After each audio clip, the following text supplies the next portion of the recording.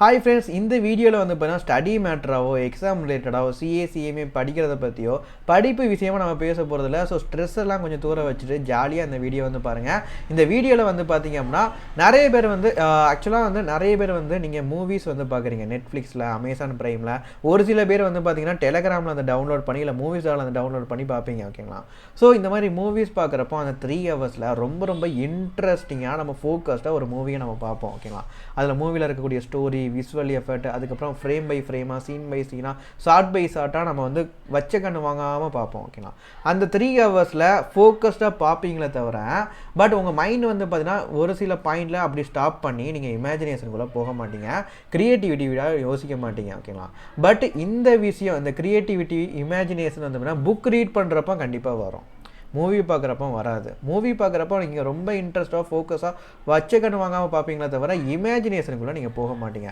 But நீங்கள் புக்கை read பண்ணுறப்போ வந்து பார்த்தீங்கன்னா ஒரு ஸ்டோரி புக் நீங்கள் ரீட் பண்ணுறீங்கன்னா ஒவ்வொரு லைன் முடிகிறப்போ, ஒரு புல் ஸ்டாப் வரக்கூடிய டைமு இல்லை பேராகிராஃப் முடியக்கூடிய டைமில் கண்டிப்பாக மைண்ட் வந்து புக்கை தாண்டி வெளியே அவுட் ஆஃப் பாக்ஸ் திங்கிங்குள்ளே போகும். ஓகேங்களா?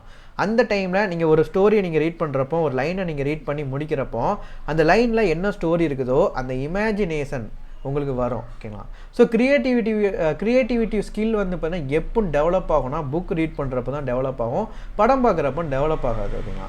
ஸோ நீங்கள் மேக்ஸிமம் மூவி பார்க்குறத கொஞ்சம் குறைச்சிக்கிட்டு புக்கை ரீட் பண்ணுறதை அதிகப்படுத்திக்கோங்க. அந்த ஸ்கில் வந்து உங்களுக்கு க்ரியேட்டிவிட்டியை அதிகப்படுத்தும். ஓகேங்களா?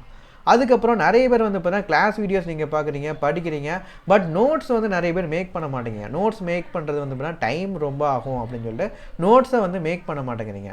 ஆக்சுவலாக நோட்ஸ் வந்து மேக் பண்ணுறதுனால டைம் ரொம்ப கன்சியூம் ஆகாது, டைம் கன்சம்ஷனை குறைக்க முடியும். ஓகேங்களா?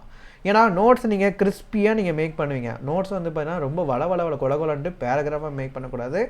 ஒரு வீடியோஸ் பார்க்குறீங்க இல்லை நீங்கள் படிக்கிறீங்கன்னா நோட்ஸ் வந்து கிறிஸ்பியாக மேக் பண்ணணும்.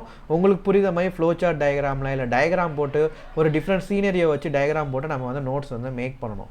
அந்த ஸ்கில் வந்து ஒரு ஆர்ட். ஓகேங்களா?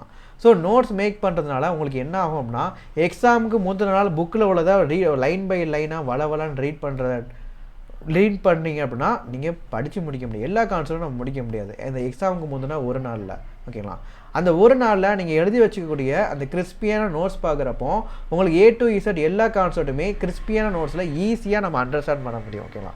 ஸோ நோட்ஸ் மேக் பண்ணக்கூடிய ஸ்கில்லை நீங்கள் டெவலப் பண்ணிக்கோங்க. ஸோ அதை நீங்கள் டெய்லி வந்து ஃபாலோ பண்ணுங்கள். நீங்கள் ப்ரிப்பேர் பண்ணுறப்போ, படிக்கிறப்போ, புக் ரீட் பண்ணுறப்போ, கிளாஸ் வீடியோஸ் பார்க்குறப்போ நோட்ஸ் எடுத்து வச்சுக்கிற ஸ்கில்லை நீங்கள் டெவலப் பண்ணிக்கோங்க. ஓகே?